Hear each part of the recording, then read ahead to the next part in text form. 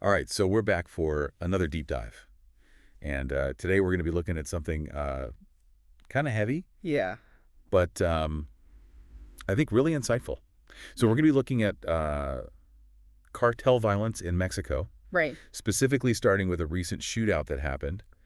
And the source material that we're looking at for this is a CDS report. Okay. And yeah, I think this is going to be a really interesting deep dive. All I right. think we can learn a lot. Absolutely. There's always so much going on beneath the surface with these incidents. Yeah, so to kind of set the stage, Yeah. this shootout that we're talking about, it left 10 gunmen dead and 3 police officers injured. Yeah, that's a serious body count. Right off the bat, it tells you this is high stakes stuff. Yeah, for sure. Yeah. And this all took place in Guanajuato, Mexico. Mm-hmm. And I feel like we hear about Guanajuato a lot when it comes to cartel activity. Yeah, you're right to notice that Guanajuato's become a real focal point in the drug war. So what is it about this region? Well, it's all about location. Okay. Guanajuato sits right on a major trafficking route. Oh, okay. They call it the crystal meth superhighway. Whoa. Okay. It is pretty evocative. So this is how a lot of the meth is getting up into the U.S. Exactly. And we're not talking small potatoes here. Hmm. This is a multi-billion-dollar industry. Wow. So control of Guanajuato translates to a whole lot of money and power. Yeah, that makes sense why it would be such a battleground. Right, and that's what we're seeing with these shootouts. It's all about turf. So it's not just random violence. It's really strategic. Yeah, these cartels are fighting over territory, smuggling routes, access to resources. It's all connected. It's easy to get caught up in like the strategic side of things. But when you hear numbers like 10 gunmen dead, 3 police officers injured, I mean, Yeah, that really drives home that there are people's lives at stake. absolutely. And it's not just the people directly involved. You've got entire communities terrorized by this violence. Oh yeah, caught in the crossfire. Right? Living in fear, subject to extortion or worse. So the article mentions that security forces were involved in this shootout.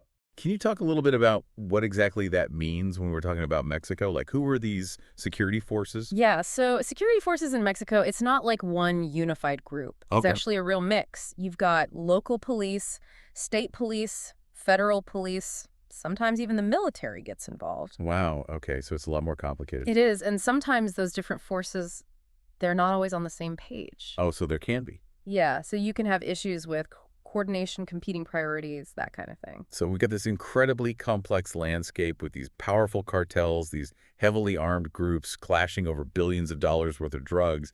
And then you've got this security apparatus that's trying to contain the violence, but it's fragmented. Right. But this is all happening in Mexico. Why should our listeners, who might be thousands of miles away, why should they care about this? What's the connection to their lives? That's the key question, isn't it? Because it's easy to think this is all happening somewhere else. Yeah.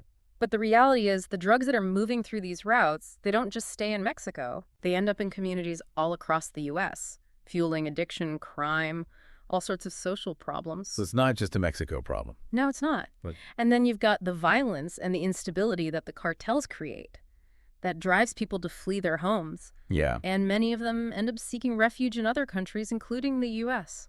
So even though it might feel distant, The impact is real. it really does hit home that this seemingly isolated shootout in Guanajuato is really just part of this much bigger web of interconnected issues that extend way beyond borders. Exactly. And that's the thing to remember, I think, when we see these headlines about cartel violence, it's not just about one event.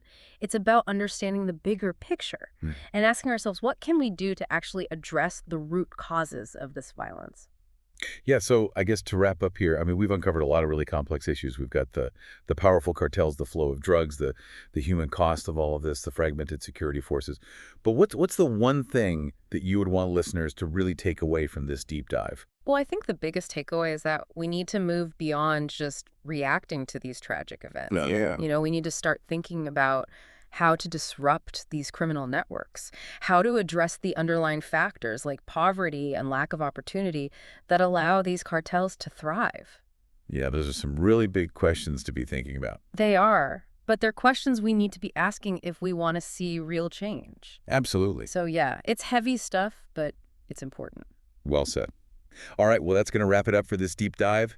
Thank you so much for listening, and we'll catch you next time. Take care. See ya. Bye.